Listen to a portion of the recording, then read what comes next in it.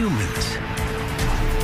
Without a doubt, the smartest animal on Earth. Yet we're unmistakably tied to our ape origins. Millions of years ago, we were apes living ape lives in Africa. So how did we get from that to this?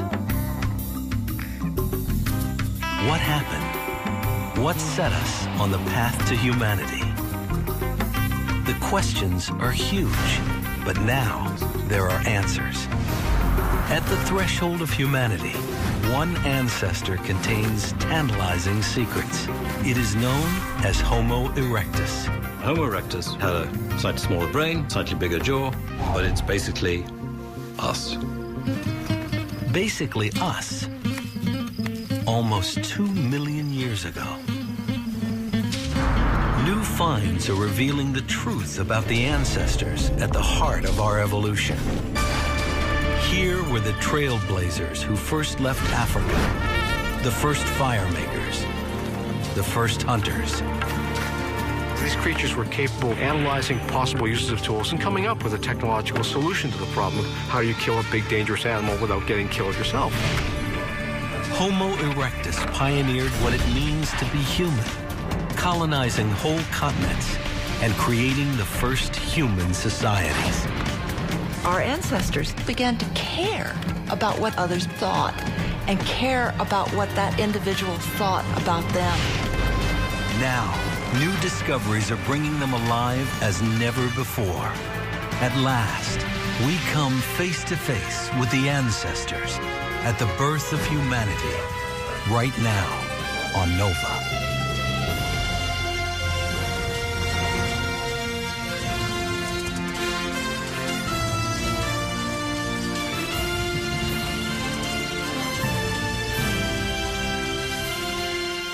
Major funding for NOVA is provided by the following.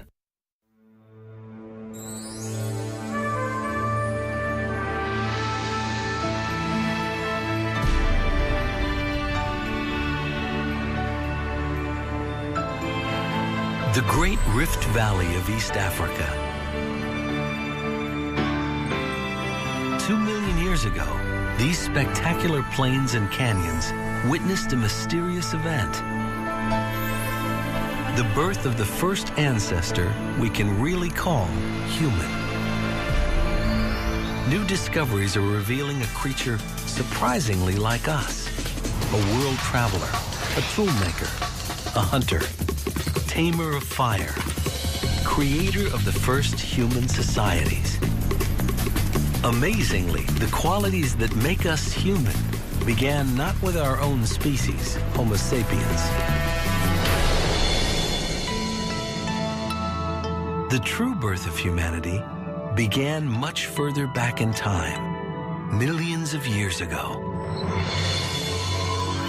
Imagine the entire span of recorded human history, about 5,000 years, taking us back to the Egyptian pyramids.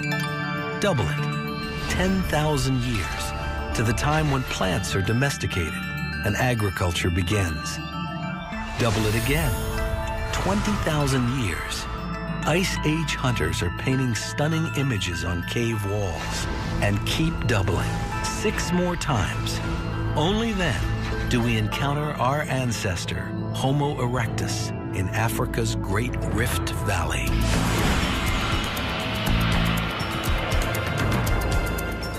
For millions of years, this massive geological fault line running the length of East Africa was a stage on which our human evolution was played out.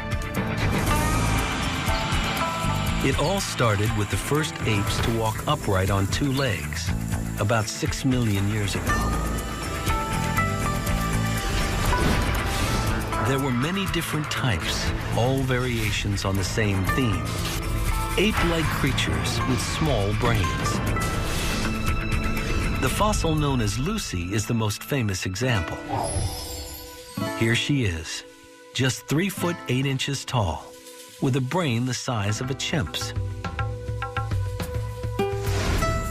For millions of years, creatures like her roamed the forests and grasslands of Africa. But then, something changed. About 2 million years ago, new creatures appeared with abilities never seen before in the animal kingdom. Meet Homo erectus, a toolmaker and hunter. One of the first members of our genus, the genus Homo, humans. The transition to Homo was probably one of the most important transformations that occurred in human evolution. Arms got thinner, legs got longer, brains got bigger. It was a huge evolutionary step from ape bodies to bodies like ours.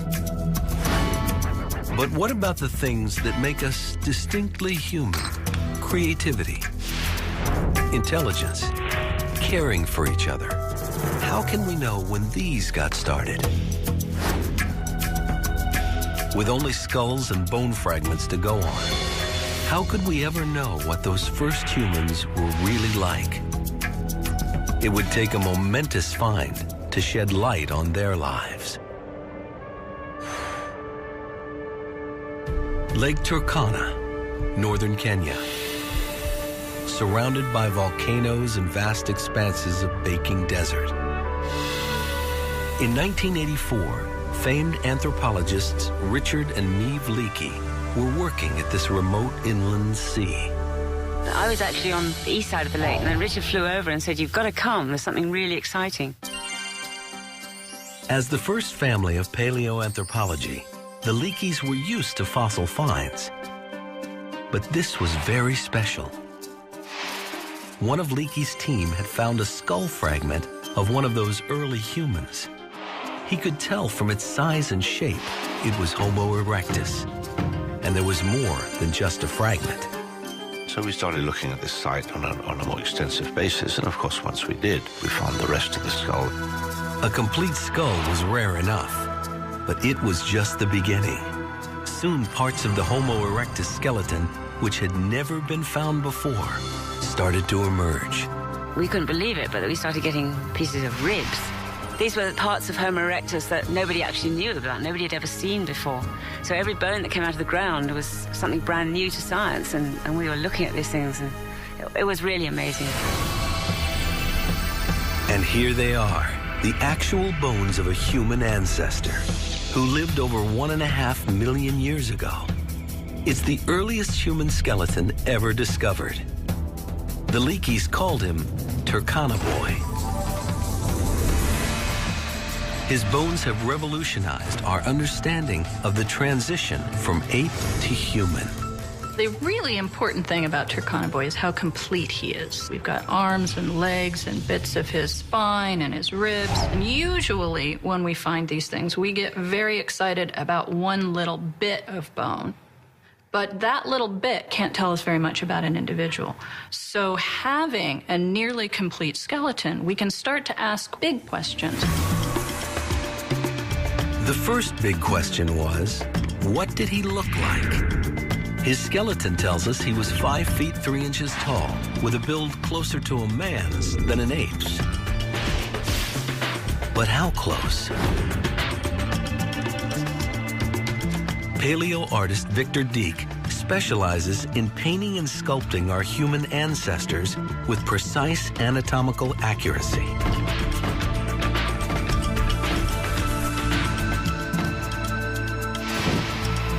Victor's going to add Turkana Boy to his family of ancient faces. At this stage of the game, I know that Turkana Boy is not an ape. He is a very early true human. And so here we have a modern human skull. The faces are very similar to one another, but Turkana Boy's skull is a bit more primitive and has a lower forehead and a much smaller brain capacity. Victor will build Turkana Boy's face, muscle by muscle, based on his studies of cadavers and modern anatomy.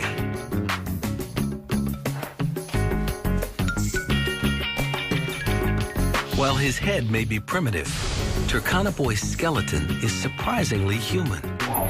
His hips are a little wider, his arms a little longer, but his overall body shape is just like ours. Turkana Boy and Erectus, that's something that if you were to see from 100 feet away, you would think, well, there's a large naked man there, or woman, or you know, but it's a human.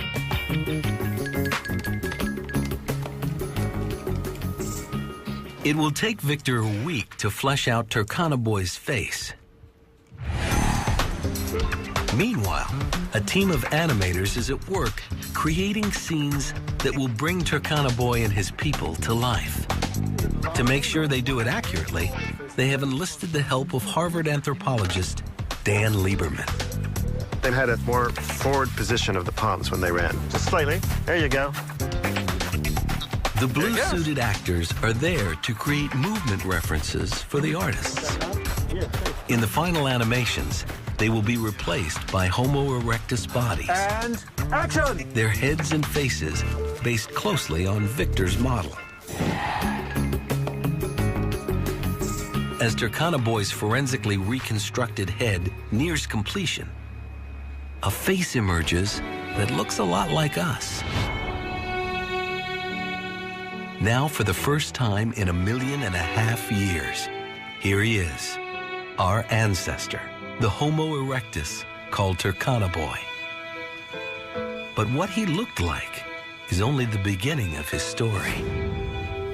To reconstruct his life, we need to find out how old he was. And if we look at his skeleton, we can see that the growth plates on his limbs that would fuse when he's fully adult are all unfused. So even though he's very tall, we know that he's still growing. The fact that Turkana Boy was not fully grown has turned out to be a boon to researchers. You can answer questions like, did the boy grow up like a modern human? Or did he grow up more like an ape? Turkana Boy was already 5 feet 3 inches tall. When scientists compared his bones and teeth to ours, he seemed to be about 14 years old. But when dental specialist Chris Dean began to study his teeth, he was in for a shock.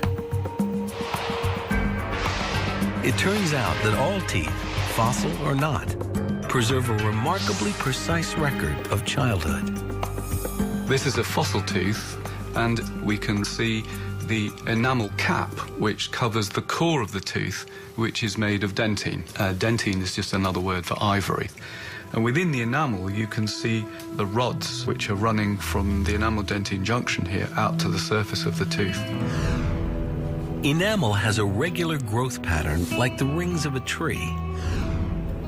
Under an electron microscope, it looks like rods made of tiny beads.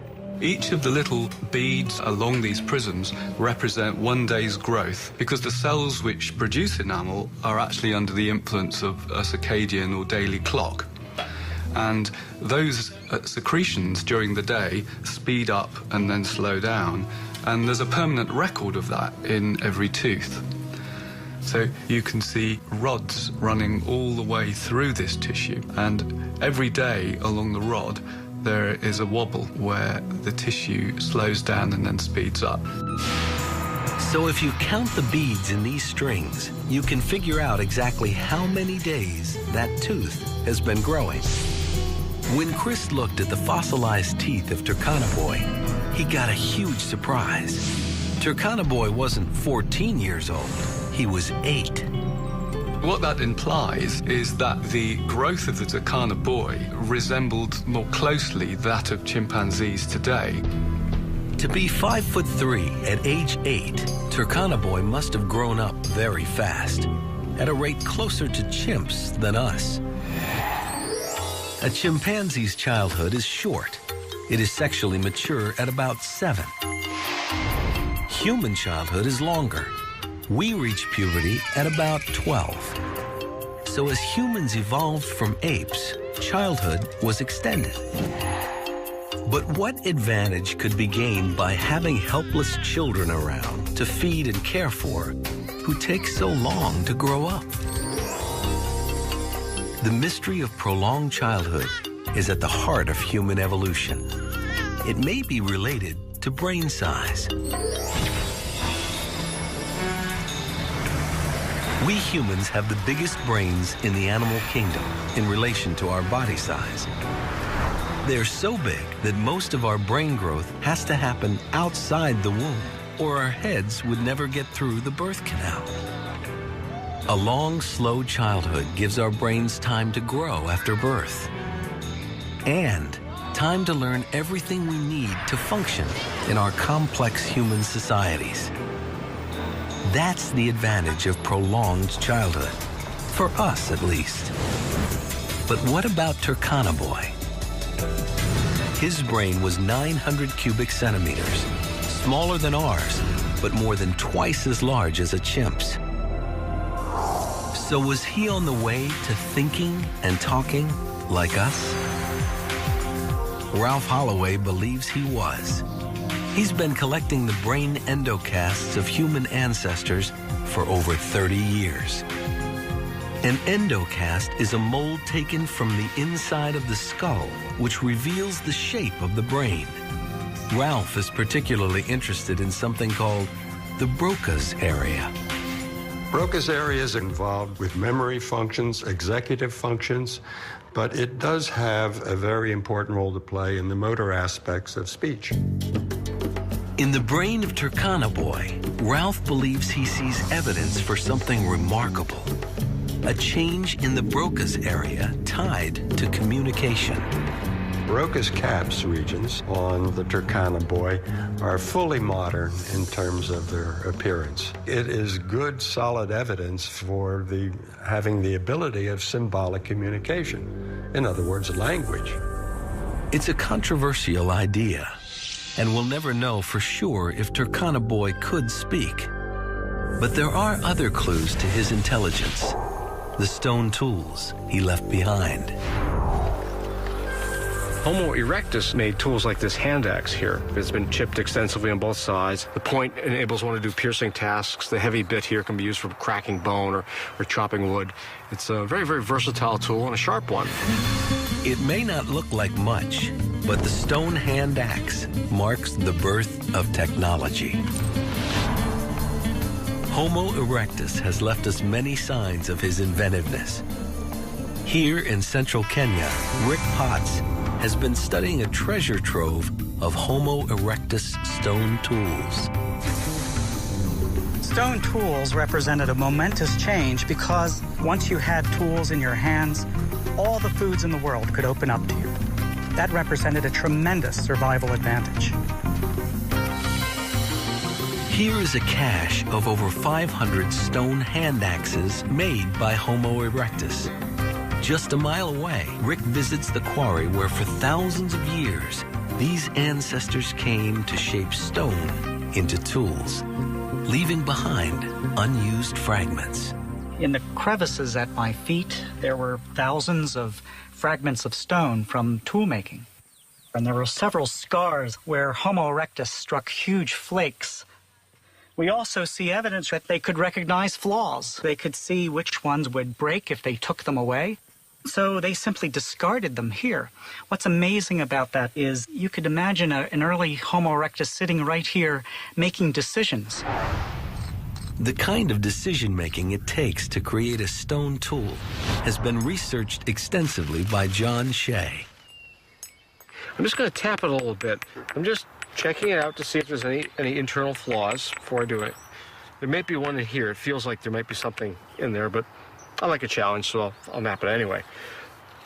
Even for an expert, making a hand axe is not easy. Yeah, there's the flaw, but we got around it. A good toolmaker has to understand the properties of stone. To make this thing nice and thin, easier to carry, easier to transport, and more of the sharp cutting edge, I'm going to do something kind of counterintuitive. I'm going to dull the edge so that the next time I strike it, it won't fail until I have a lot of pressure on it, until I've hit it really hard. The fracture will go much further than it otherwise would.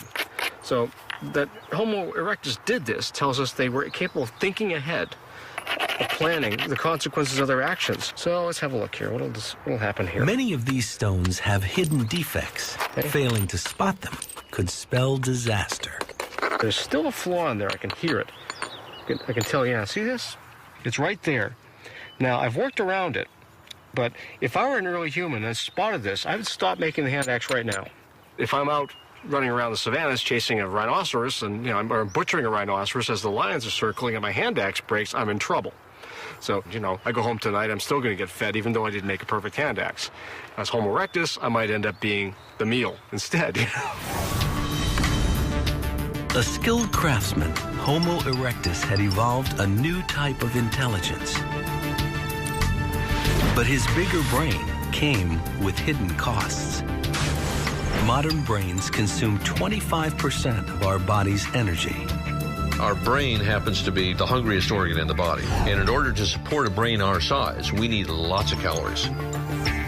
With his big brain and body, a Homo erectus like Turkana Boy needed more nutrition from his savanna environment. Turkana Boy, had he grown to adulthood, would probably stood around 6 feet tall. This is a big, strong creature that would have had a huge energy budget. One can satisfy an energy budget like that by eating plants, but you have to eat a lot of plants. But there's one food that can supply the nutrients a growing brain and body need. And Africa was filled with it. The one high-quality resource that's probably most important for the evolution of the genus Homo is meat, and meat products such as brain and marrow and fat. They're high in protein, they're high in calories, and they're easy to digest. But the one problem with getting meat is that it's hard to get. Most predators rely on strength or speed to kill their prey. Our ancestors had neither. Today, we are on top of the food chain, so it's hard to imagine the predicament of those early humans. Here was a slow-moving creature with no claws or fangs, easy prey for the hungry predators around him. This is a fossil forehead and brow ridge of a Homo erectus. And on the brow ridge, you can see the bite mark of a carnivore. Well, this reminds us that these Homo erectus individuals weren't at the top of the food chain. So how did Turkana Boy, a weakling with a big brain which needed calories, get his meat? Homo erectus faced a problem. How do you kill a big, dangerous animal that has lots of meat and fat in it without that animal also killing you? I think the answer to that was a very clever set of innovations, and that is endurance running and high activity in the middle of the day. The ancestors of Homo erectus, small, hairy apes like Lucy, were bipedal, but probably didn't do much running. But Turkana Boy's kind were built to run, like us. This is an accelerometer. It weighs Dan Lieberman believes they could run long distances because, like us, they had lost their thick coat of body hair and could keep cool by sweating. This was the key to their success.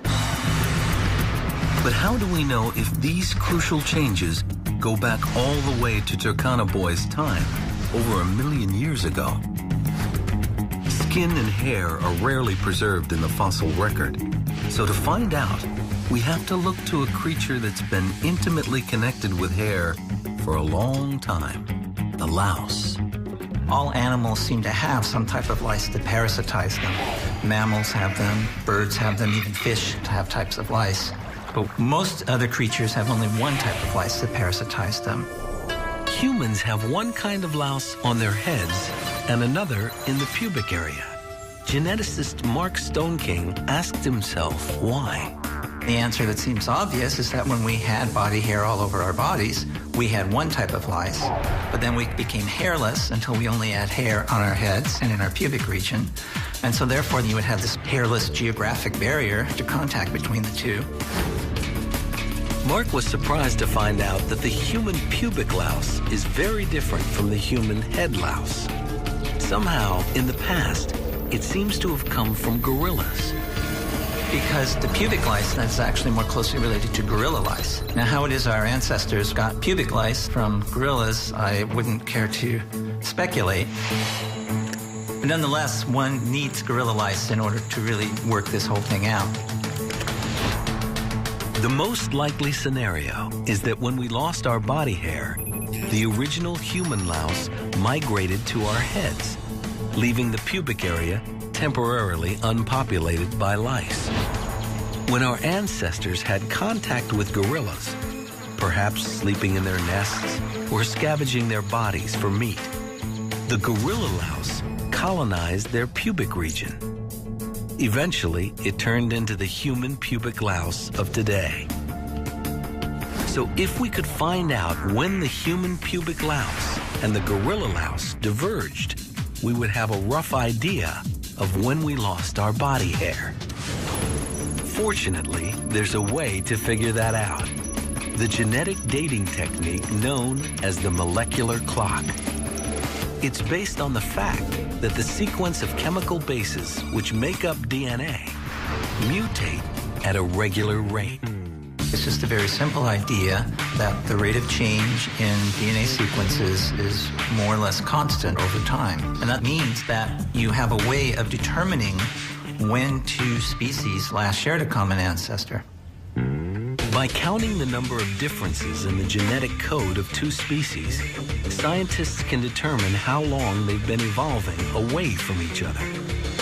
When Mark used the molecular clock to count the differences between the DNA of gorilla lice and human pubic lice, he came up with a date for their divergence. The estimated date for the divergence is roughly 3 million years ago. That means long before Turkana Boy, maybe even around Lucy's time, our ancestors had slowly begun to lose their body hair. Turkana Boy was mostly hairless, just like us. And that may be what gave him an edge over other predators. Most animals are at a disadvantage in the midday sun because they overheat. They can only cool down by panting. And when they run fast, they can't pant. That means they can only run in short sprints. Quadrupeds can gallop for about 10 to 15 minutes, and then they overheat. But hominids can cool down by sweating. They use their entire body like a dog's tongue. Our hairless bodies allow air to circulate freely on our skin and cool us down as sweat evaporates. This makes us one of the best long-distance runners in the animal kingdom. Dan Lieberman believes this gave our ancestors the ability to hunt in a very unusual way. It's called persistence hunting. And he believes the modern ethnographic record can show us how it was done. The Bushmen of the Kalahari offer us an insight into how Homo erectus might have hunted 2 million years ago. The Bushmen know that at midday, animals rest in the shade, which is why it's the perfect time to be hunting.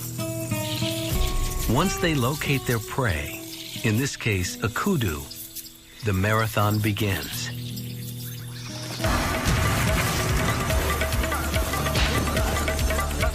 Their strategy is simple. Run it to exhaustion. Every time the animal tries to rest, the hunters track it down and get it moving again. They never give it a chance to cool down. And the reason they can keep going is that they can sweat. So if the theory is right, the Bushman hunt may help explain how Turkana Boy got his meat. Homo erectus had come up with an innovative way of feeding his hungry brain.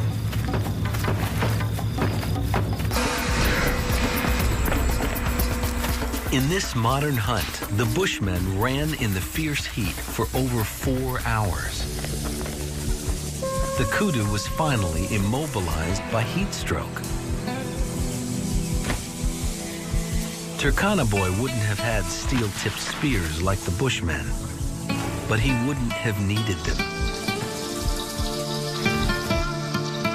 Homo erectus probably hunted with close-quarters weapons, with spears that were thrown at animals from a short distance, clubs, thrown rocks, weapons like that. They weren't using long-distance projectile weapons that we know of. The Homo erectus hunt was simple but effective. It fed not just their larger brains, but the growing complexity of that early human society. There are other social animals, but none quite like us. Society is in every corner of our lives. Our relationships, communication, rules, symbolism, all the things that bind us together. What's behind it? Why do we become so social? Could it have something to do with another innovation? Something unprecedented in our evolution. Building fires and cooking. Here we've got erectus, the first species that looks like us. And I think only cooking can explain the magnitude of this change. The earliest evidence that our ancestors deliberately used fire for cooking dates to long after Turkana time. But Richard Wrangham is sure Homo erectus was building fires much earlier. Now, for the first time, we had a species that was committed to living on the ground because they lose their climbing adaptations. Well, how were they sleeping? They had to be able to protect themselves from wild animals. On the African savanna, full of predators who hunt by night, Richard believes Turkana and his people couldn't have survived without fire. And he thinks only cooking, which makes food more soft and digestible, can explain why Homo erectus evolved smaller teeth and a much smaller gut. These things are compatible with the reduced cost of digestion produced by cooking food. Nothing else is. As our ancestors reaped the benefits of cooking, something else happened too, at least according to Wrangham. We became more social. Humans have this wonderfully calm temperament compared to chimpanzees, say. Where did it come from? We were drawn to a common place, the fireplace. Wrangham believes we learn to share and communicate, sitting around fires, waiting for food to cook. It's speculative, but one thing is for sure. In the Homo erectus world, new social relationships had to be evolving. The bonds between mothers and children must have been very different from the apes. For example, a mother orangutan will not allow any other individual to take her infant, will be in constant skin-to-skin contact with that baby for at least the first 6 months of life, not a moment out of contact. Secure in this unbreakable mother-infant bond, ape babies need less capacity to read the intentions of others than human babies, whose bond with their mothers is surprisingly less secure. The shocking fact is that human mothers abandon their infants much more often than ape mothers. Infanticide by a mother is more common among humans than any other higher ape. Maternal commitment is a lot more contingent in humans than it seems to be in other apes. Unlike most primates, human mothers share parenting with others. A child's survival can depend on making itself appealing to a number of caregivers. Perhaps that's why human infants have evolved a uniquely acute sensitivity. Human infants are born connoisseurs of mothers, reading her facial expression, looking for signs of commitment. We are born hardwired with an awareness of the intentions and emotions of others, which is unique in the animal world. When did humans develop this gift for attributing mental states and feelings to others and for caring about what others thought about them? Could these social instincts have developed with Homo erectus? Along with cooperative hunting, bigger brains, longer childhoods, and the use of fire. Perhaps Turkana and his people already had social skills that would be familiar to us. Here were intelligent social beings with an increasing capacity for cooperation. it may be this that made possible another great achievement, the exodus from Africa. For millions of years, our earliest ancestors stayed on the African savannas. But at some point, they started to leave. Ancient fossil skulls and tools have been found as far away as China and Indonesia. The question is, when did they leave Africa and why? When Turkana Boy was found, scientists thought they had the answer. Here was a strong, large-brained ancestor capable of an arduous migration. He had the look of a world conqueror. In the mid-1980s, we were thinking that a hominid like this one had left Africa, but had done it maybe about 1 million years ago. For decades, scientists believed big strapping humans like Turkana Boy left Africa 1 million years ago. But new discoveries are showing the migration may have started a lot earlier than that. Dmanisi, Georgia. The mountains and plains of the Caucasus, thousands of miles from the Great Rift Valley, had never produced any fossils of early human ancestors. But then, an astonishing discovery was made.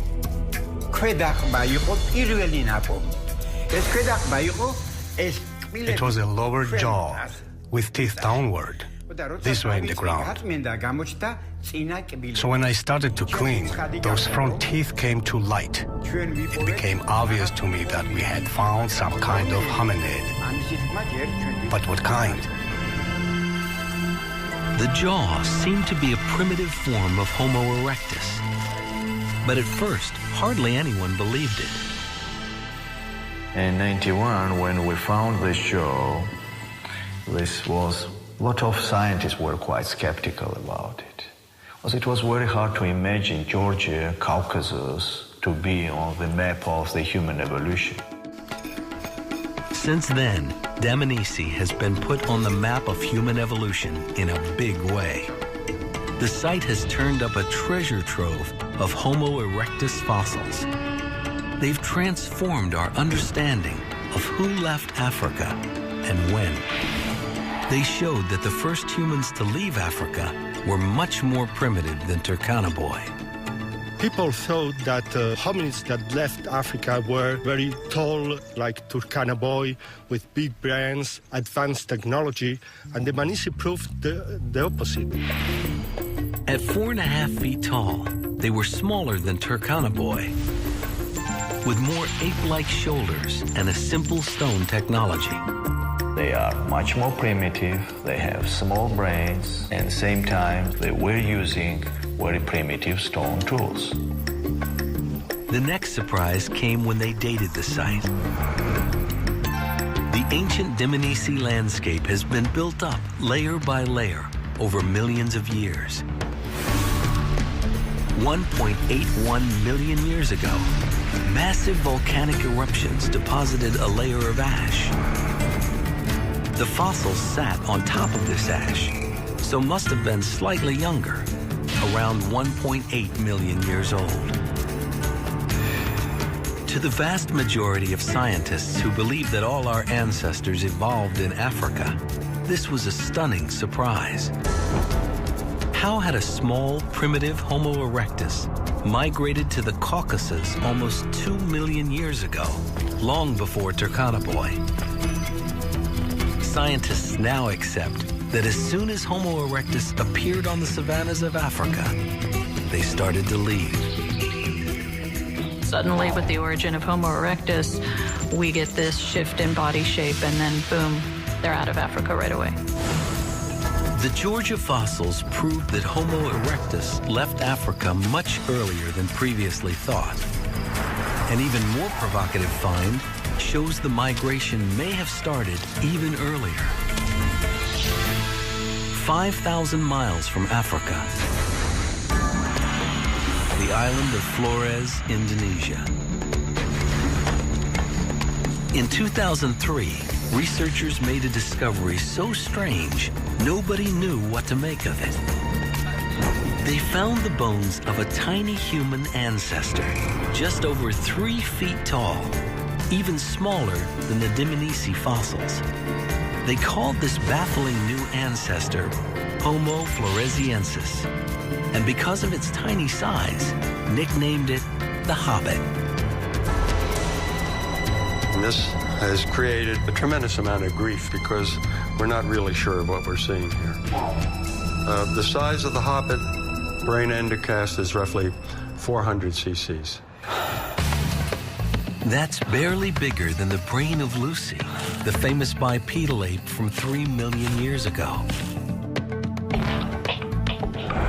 It's not just a small brain and a primitive-looking face, but the foot's primitive, the hand's primitive, the leg is primitive. The lower limb is very much like the Lucy skeleton. That was a big surprise. And in the cave where this primitive creature was found, they also uncovered stone tools, something Lucy never had. People have for a long time said, well, you need a big brain to make stone tools. Well, okay, if Homo floresiensis is making stone tools, this creature has a brain the size of an orange. Clearly that equation's gone. Everything about these creatures is an enigma. Where did they come from? And what were they? Some researchers have argued that floresiensis is just a dwarfed population of modern people that suffered some kind of disease that caused them to both dwarf and have relatively small brains. But when scientists took a closer look, most saw no evidence of disease. The stone tools and the shape of the face moved the focus to our old friend, Homo erectus. Some researchers think that Homo floresiensis evolved from Homo erectus. But how did they get so small? Something called island dwarfism may be the answer. Isolated on islands with limited food, large mammals sometimes shrink over time. On Flores, there were once pygmy elephants the size of cows. Could the same evolutionary pressure have acted on Homo erectus to produce the Hobbit?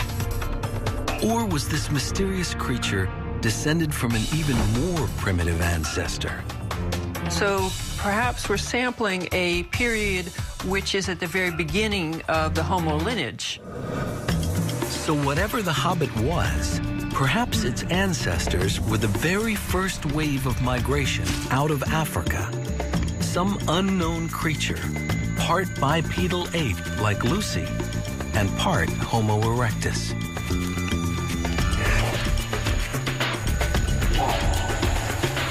So if that's the case, then what we see in Indonesia makes sense. It's kind of a body that existed before human bodies became more modern. What would push such primitive creatures out of Africa?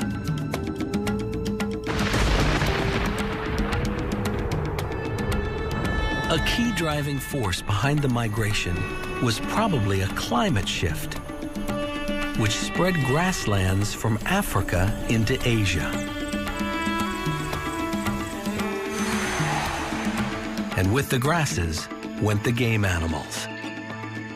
Animals are going to be moving out of Africa, and the hominids will just be keeping pace with those animals. After all, that's their livelihood. Of course, our ancestors didn't know they were leaving Africa. They just followed the animals they depended on, through the Sinai up into the Middle East and beyond. It's often been called an exodus, but it really wasn't like that. When people think of Exodus, they think of the Bible, or they think of migration, they think of Europeans coming over here to the New World. It probably wasn't like any historical migration, this dispersal of humans out of Africa. The process was probably very, very slow, much like the spread of any other animal species into new territories. You could imagine a group of Homo erectus moving their range 1 kilometer a year in one direction, and doing that continually over a long enough period of time, you can get the distance from Africa to Indonesia covered in, say, 15,000 years. By 1 million years ago, our ancestors had populated Asia from the Caucasus to Indonesia. And they were in Europe, too, as a recent discovery in Spain has shown. Homo erectus had conquered the old world.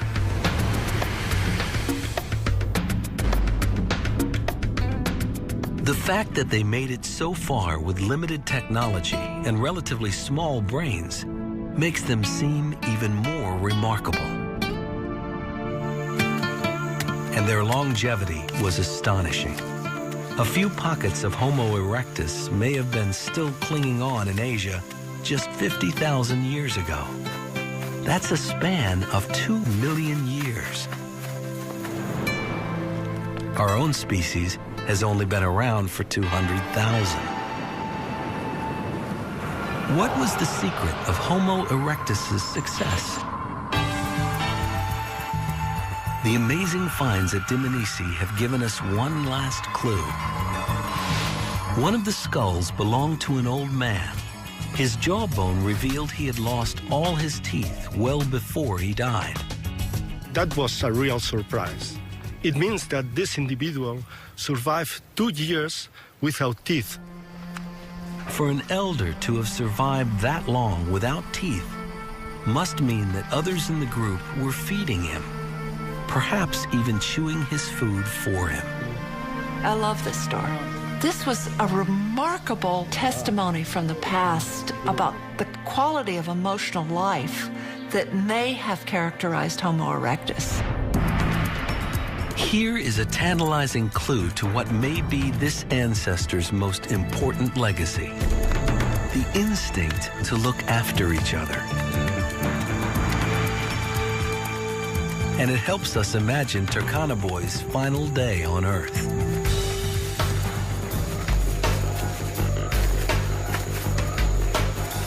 In the animator's scenario, he starts the day out on a hunt. But he has trouble keeping up with the hunting party. Why? The evidence from his skeleton is that he was sick and in pain at the time he died. If we look at his lower jaw, we can see right here under the teeth that we've got a bit of an abscess and an infection. That kind of an infection could have entered the rest of his body, could have killed him. An abscess that ate away that much of his jawbone would have been agonizing. Turkana Boy is in so much pain, he's unable to continue the hunt. Knowing he would be looked after, perhaps he returned to his campsite to find comfort among the females. I think he was probably a miserable fellow, in a lot of pain and very dependent on support and handouts. So it was a species that already felt that he's one of our weaklings that, you know, we love and must protect and care for to have got him that far. But however much they may have wanted to help him, there was nothing they could do about the infection that was probably spreading through his body. From what the evidence suggests, I just always imagined him not knowing what was wrong with him. And there's a sadness to it. But ultimately from that comes this immortal being. His skeleton was so complete, it is likely he died in water, which would have protected him.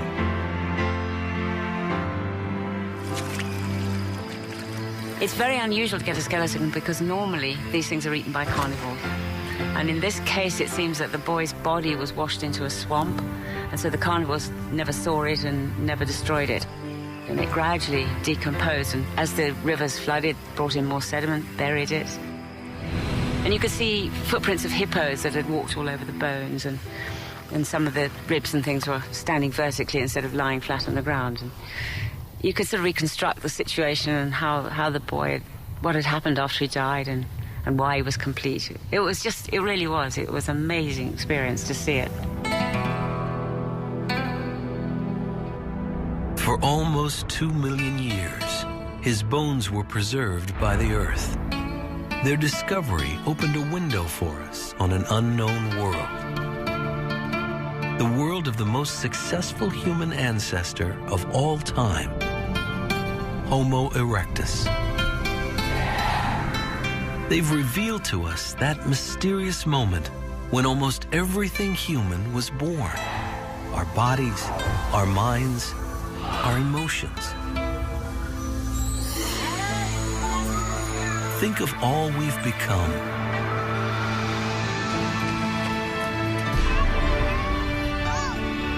Trace the threads of our origins through the ancestors who went before. They all lead back to Turkana Boy and his kind, the first humans.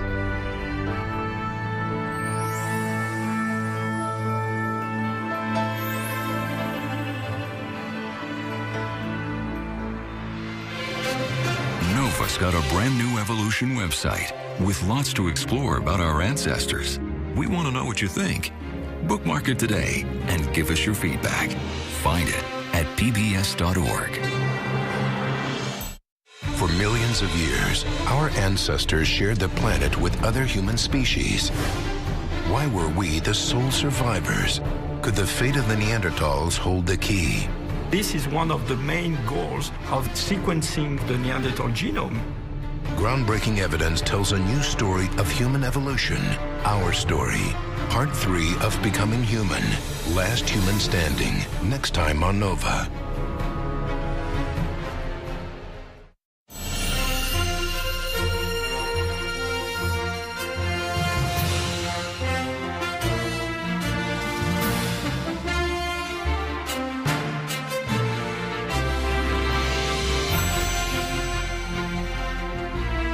This Nova program is available on DVD and Blu-ray at shoppbs.org or call 1-800-PLAY-PBS.